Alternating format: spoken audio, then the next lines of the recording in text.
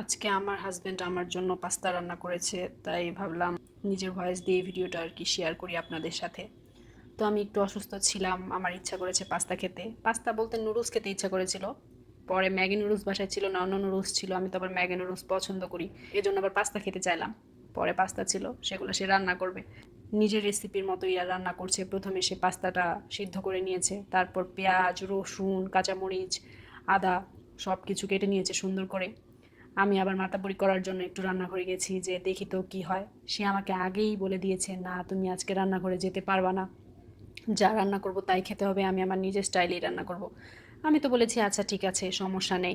পরে রান্না করার পরে আমার মনে হলো যে আমি একটু ভিডিও নেই, ও দেখি কিভাবে রান্না করছে। আমি তো চলে গেছি রান্নাঘরে, ও আমাকে দেখে বিরক্ত হয়ে গেছে। বলতেছে যে আমি জানতাম তুমি আসবা, তুমি মানে না এসে থাকতেই পারবা না। আমি তো চাইছিলাম যে আমি রান্না করে তোমার সামনে নিয়ে যাব, তারপর শুধু খাবা। আমি বললাম যে না না, আমি তোমাকে ডিস্টার্ব করতে আসিনি, তুমি যেভাবে করো করো, আমি জাস্ট একটু ভিডিও করব রান্না বান্না। পরে সে দেখলাম চিজও দিয়েছে রান্নার মধ্যে, চিজ ২ ধরনের চিজ দিয়ে দিল। তো আমি আবার গিয়ে একটু মেয়োনিজ দিলাম, হালকা করে লাস্টে নাড়ছিলাম। পরে ও খুব রাগ করছে যে আমি কেন ওর রান্নার মধ্যে মাতাব্বরি করছি।